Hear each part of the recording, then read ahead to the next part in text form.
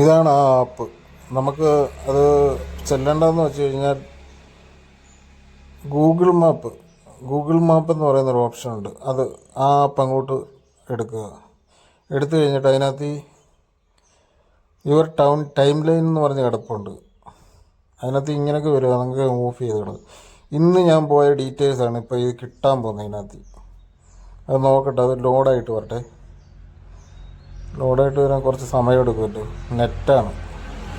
വന്ന് ഇന്നത് അമ്പിമുക്ക് ജംഗ്ഷനിലാണ് ഞാൻ പോയിരിക്കുന്നത്. ഞങ്ങളുടെ വീടിൻ്റെ അടുത്തുള്ള സ്ഥലമാണ് അമ്പിമുക്ക് ജംഗ്ഷൻ. വേണ്ട, ഇന്ന് പോയ കംപ്ലീറ്റ് സ്ഥലത്തിൻ്റെ ഇതിനകത്ത് അറിയാൻ പറ്റും.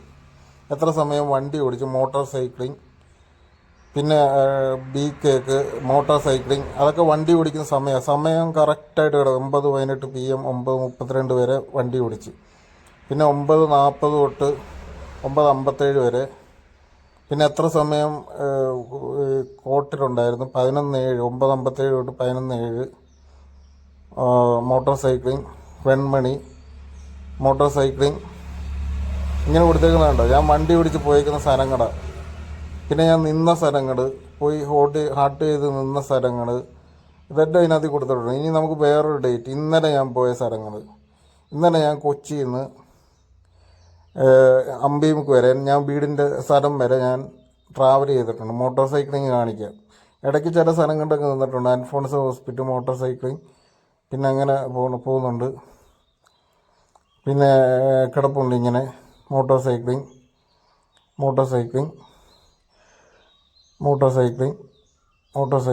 ഇങ്ങനെ കിടപ്പുണ്ട്. അതിനകത്ത് ഇങ്ങനെ കുറേ സ്ഥലങ്ങൾ ഇതിനകത്ത് കിടപ്പുണ്ട്. കറക്റ്റ് അത് അറിയാൻ പറ്റും. നമ്മുടെ ഫോണിനകത്ത് ഇങ്ങനെ കിടക്കുന്ന സ്ഥലങ്ങളാണ്. പിന്നെ നമ്മൾ പോയ സ്ഥലങ്ങളെന്ന് പറഞ്ഞാൽ, പിന്നെ നമ്മൾ പോയത് നോക്കിക്കഴിഞ്ഞാൽ ഇതിനകത്തിലും കിടപ്പുണ്ട്. നമ്മൾ പോയ സ്ഥലങ്ങൾ മൊത്തം കിടപ്പുണ്ട്. നമ്മൾ എവിടെയൊക്കെയാണ് പോയത്, എറണാകുളത്തായിരുന്നു, അവിടെ കിടന്ന സ്ഥലങ്ങൾ, ഡ്രൈവിങ്, പിന്നെ royal Enfield, Chengamanad, Alleppey driving, Manjali biryani, motor cycling, ഇതൊക്കെ നമുക്ക് അതിനകത്ത് കാണാൻ പറ്റും.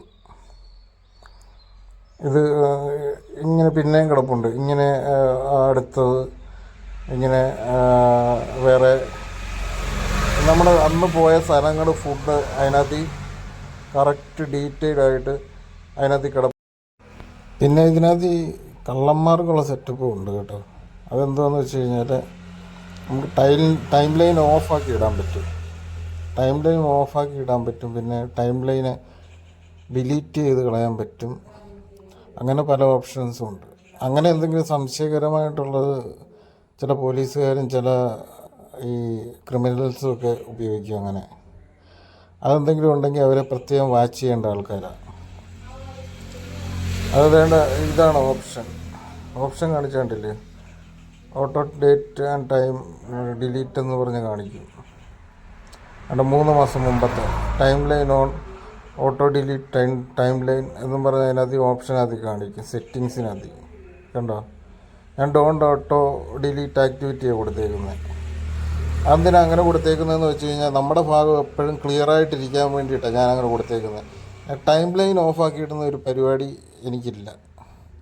കാര്യം എന്താണെന്ന് വെച്ച് കഴിഞ്ഞാൽ, എന്നെപ്പോലെ കറക്റ്റായിട്ട് വരുന്നവരൊക്കെ വരട്ടെ. അങ്ങനെ ഉണ്ടെങ്കിൽ അവരുടെ ന്യായങ്ങളൊക്കെ നമ്മൾ അംഗീകരിക്കുന്നതാണ്. നമ്മുടെ ഭാഗത്തു നിന്നായിട്ടൊരു ഫാൾട്ട് ഒരിക്കലും ഉണ്ടാകത്തില്ല. ഇതേ രീതിയിൽ ആര് കറക്റ്റാണെങ്കിലും അവരെ ബഹുമാനിക്കുന്നതിനൊന്നും യാതൊരു ബുദ്ധിമുട്ടുമില്ല.